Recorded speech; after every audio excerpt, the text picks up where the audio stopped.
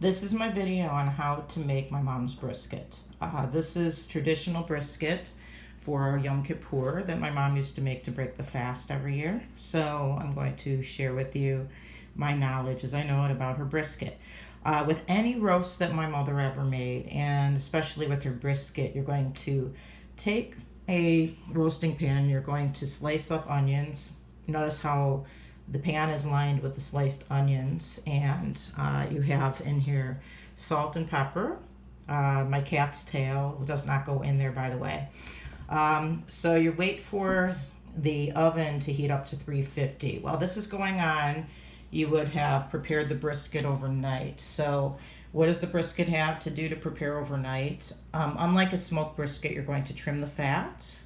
After you trim all the fat, because you want it nice and lean, and you want to bathe it in garlic, make sure that it's finely chopped garlic, salt, and pepper. And by doing this overnight, it lets the garlic flavor really set in, and it's kind of like a brine to it. Delicious. So yeah, not when it's raw, by the way. But anyway, you're going to take the brisket and you're going to add it, now that the oven's been preheated to 350. Let me see if I could do this without the phone falling.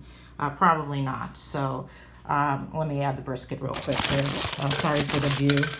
The reason that I'm keeping the brisket still wrapped up in the Reynolds wrap is because I don't want it, even though with most of the roasts that I would cook the exact same way, you don't want the brisket to fall apart because obviously all the fat is off of it. So the brisket is very fragile and very apt to fall apart, and you don't want the little pieces to break up into where I'm about to put in about 2 to 3 cups of water, just depending on the size of the pan and the size of the brisket.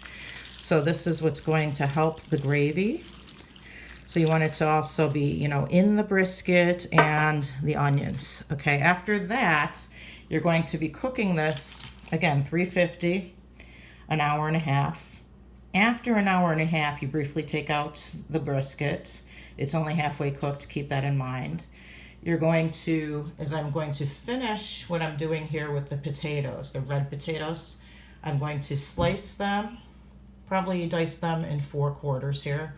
And after the hour and a half, you're going to take the potatoes and line the pan with the potatoes. Cook in the oven for another hour and a half. It'll be ready, but you can't eat it yet. You have to let it cool down in order to cut the brisket. If the brisket isn't fully cooled down when you try to cut it, it's going to fall apart.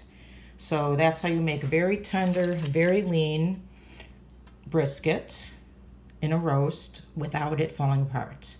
We'll see the results in a few hours.